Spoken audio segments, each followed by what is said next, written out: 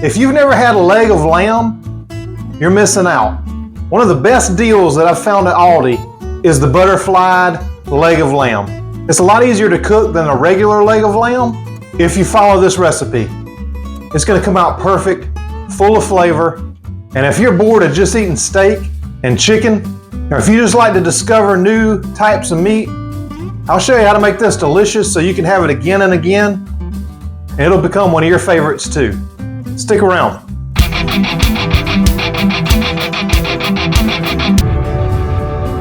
Now, lamb is one of those great fatty cuts of meat that you can eat on keto and feel good about. And Aldi has one of the best ones around. The lamb that they have is grass-fed, some of the highest quality lamb that you can get, which is exactly what you want to put into your body. But what do you do with it? How do you cook it? What's an easy way to cook it? And what's a delicious way to cook it? I'm going to answer all those questions in this video.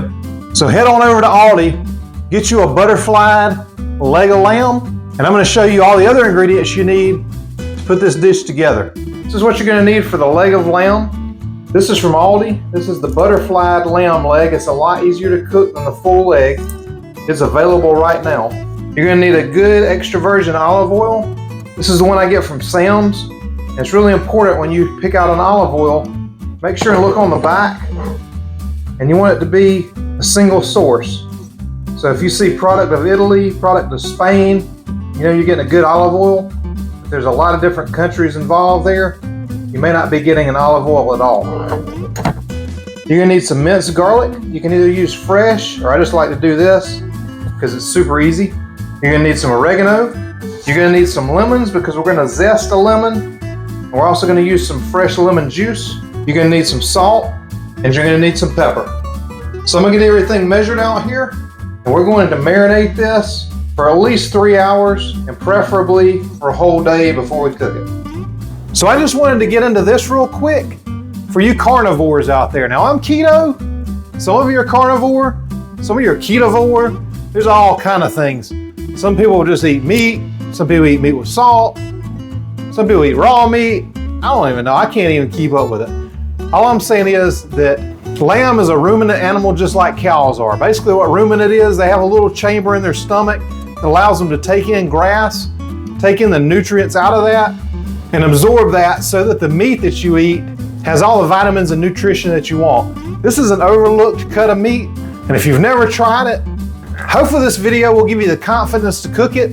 It's really not that hard, and if you get it at Aldi like I do, it is surprisingly affordable. If you get it at some of these other grocery stores, a lot of times they'll have it on sale. Just make sure you let them know to butterfly that thing, because that butterflying of it, cutting it in half, makes it super easy to cook. Makes it a whole lot easier than just cook like the whole leg of lamb or some of the other cuts of lamb. Try it, you're gonna like it.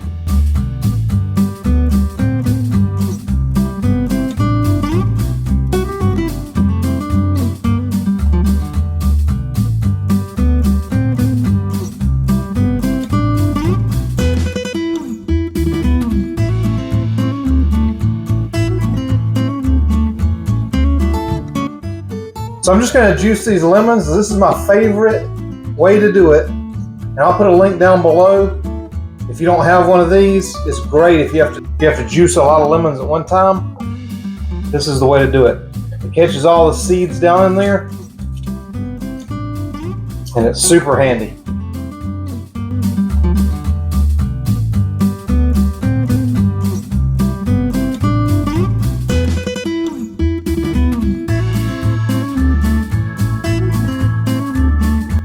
So I've got my lamb and one of my favorite kitchen tools, which is this gallon Ziploc bag. They work so good for all these marinades. I'm just going to take this. I'm going to dump in my olive oil, my lemon juice. That's one of the other nice things about this. You can pour it right out of the container. I'm going to dump in my oregano. I'm going to dump in my salt and pepper. I'm going to dump in the garlic. And I'm going to dump in the lemon zest. I'm going to seal this bag up and get most of the air out of it so that while it's in the refrigerator, I can kind of massage it around every time I go by there. So just mix this up really good. And we'll put this in the fridge, preferably for 24 hours, but at least 4 hours. So you just want to preheat your oven to 350 degrees. And I've taken this baking sheet and lined it with aluminum foil and put a rack on top. That's what we're going to cook our lamb in. So you just want to get a large saute pan. And this is my Hexclad pan. If you're looking for a great pan, I'll put a link down below to this. This is a pan you can buy and it will last you forever. I'm just going to put some good olive oil in there. And we're going to sear this lamb on both sides before we put it in the oven. So I've got this burner on medium-high heat. And there's two ways you can know when this is ready. Number one, you're going to smell that olive oil smell. And number two, you just take a little bit of water and throw it in there. And when it starts to bubble, then it's ready. So obviously this needs a little bit longer. We'll give it a little longer. All right, so you're going to know when this is ready if you take a little bit of water, throw it in there, and it starts popping and sizzling. This lamb is ready to go in. So I'm just going to take the lamb out of the bag and put it right in there to sear. We're going to let this go for 2 or 3 minutes until it's brown on the one side. Then we're going to flip it to the other side. And what I like to do is just pour the rest of that from the bag right over the top of it and let that just infuse it with a little more flavor. And some people don't do this, but I kind of like to cover it just so it'll retain the heat. So we'll cover that and let it go for 2 or 3 minutes. So let's go ahead and flip it over.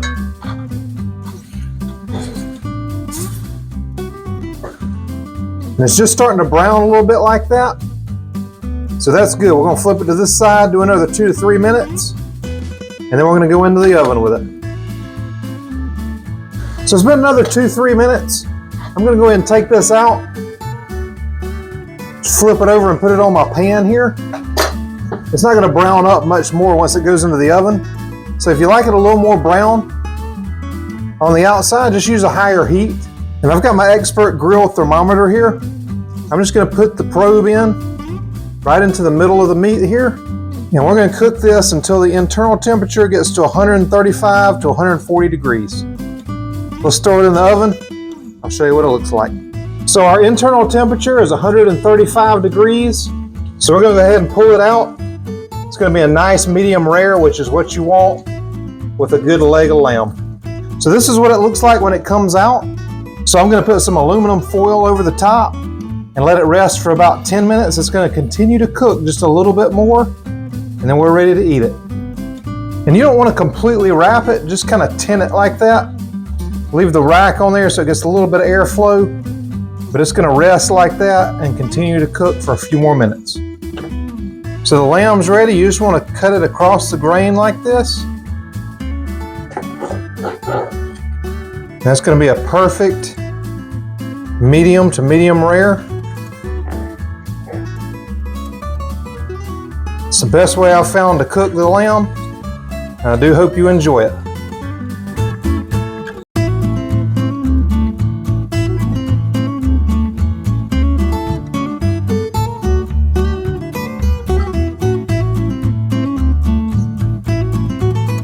Are you new to keto or just want to know how to start?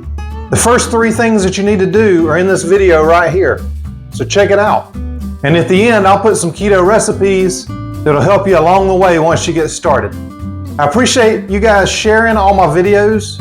I appreciate all the comments that you give me, the likes on the videos, and I really appreciate y'all subscribing. Thanks so much for watching this video. So take care of yourself, make this delicious lamb, and I'll see you on the next video.